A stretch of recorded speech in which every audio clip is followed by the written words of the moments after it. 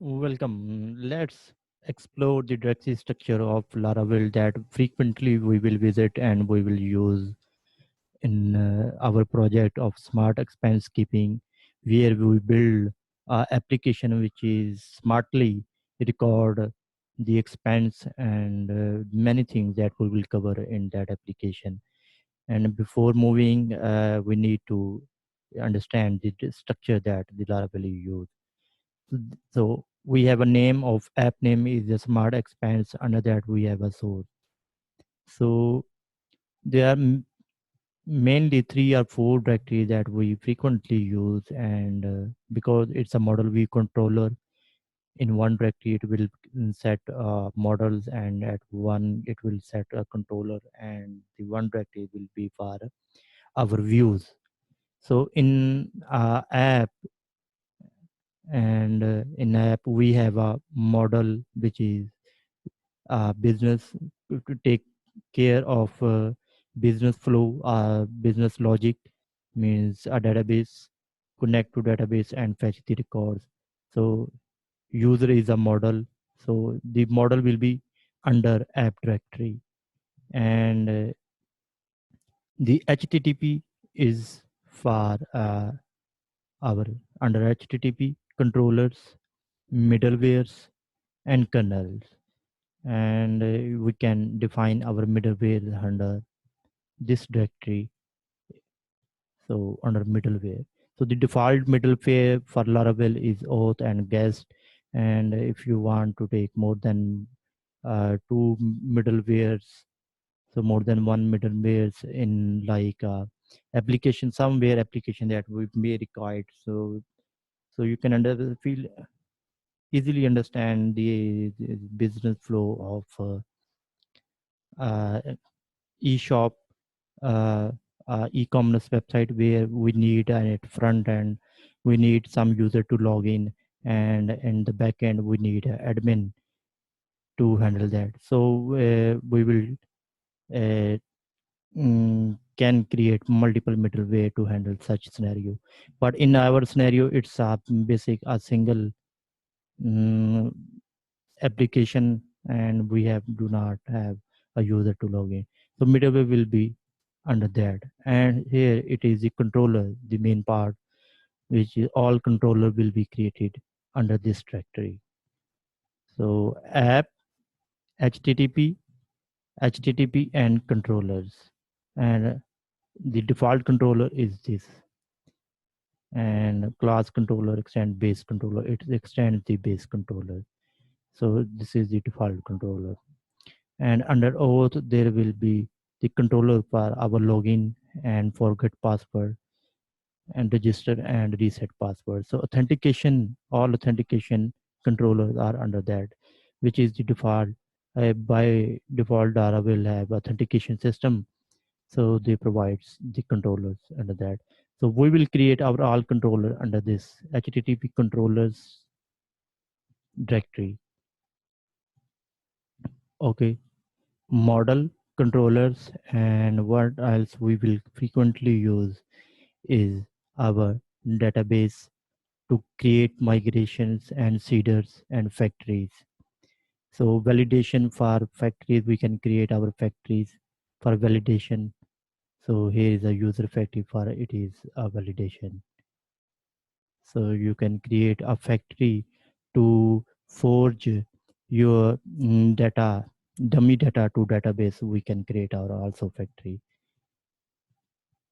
So seeders is also the same like that. If you have a want to send dummy data to your database, you can create seeder.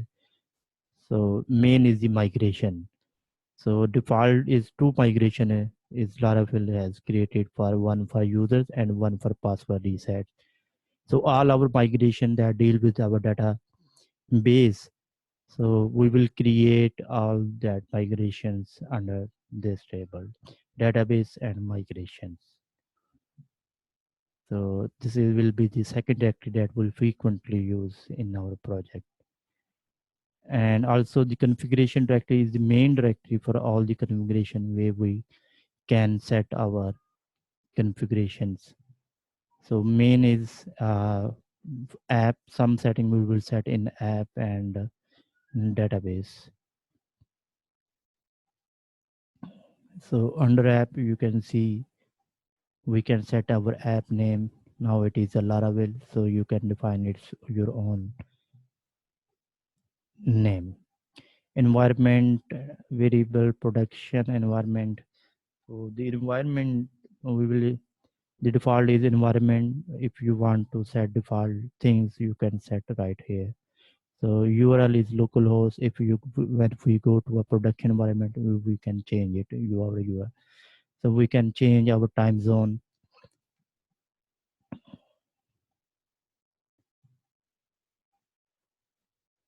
So time zone and what else? App key and the providers and the aliases. So all the providers that we will use for database, file system, auth, authentication, and it will be in our providers. So we can define our custom providers. So we have to define the classes and naming conventions in under providers, and we have to provide the aliases for that. So these are the defaults, aliases and providers with Laravel. So you can customize your own thing.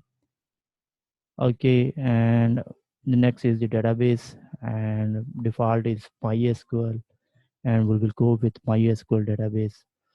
So our MySQL settings is right here. So it taking the environment variable from environment file. So host, port, and username, password, Unisco character set. So it's taking the setting from environment. So we will define all the database setting in environment file, which is a default environment file. So all setting will be set there, but and you have to know about the database default configuration of database. So these are the two files that we frequently visit, somehow more than one or two.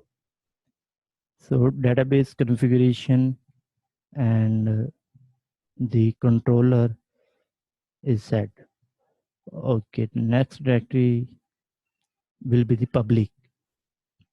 In public, we will set our CSS, JS, our JavaScript files, CSS files, and all will be under that public. Images and any custom images download uploading will be set in public. It will all the files under public directory will be accessible to everyone. So because it is public and anyone can access this directory, all the data which is in that directory will be accessible. So we have discussed controller in our controller, HTTP controller, and database in migration, configuration, and model. So under app, also a public directory, and the last one, but not least, the resources. All the views there will be a front end data according will be under resources views. So here is the default view that we can see. Welcome. So which is so this is the default view. So all our views will be under view directory. So you can make your own directory, and under the your custom directory you can define your views. So resources, we have a views under resources, and the routes directory is for routes. We will frequently use the web route. So default is all will the routes we will define here under that file routes. So controller, model, database configuration, public resources, and routes. So these are the directories that we will touch during our project, and all other directories are not necessary to touch because these are the directories which are required for Laravel.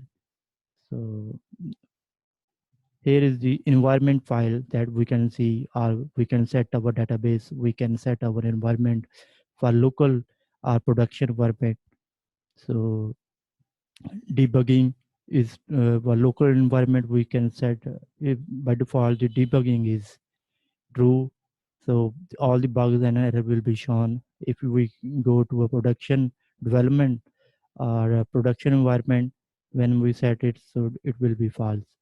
So but and we can set our database right here, and your SMTP server or mail driver setting will be set here, or an API setting will be, you can set right here.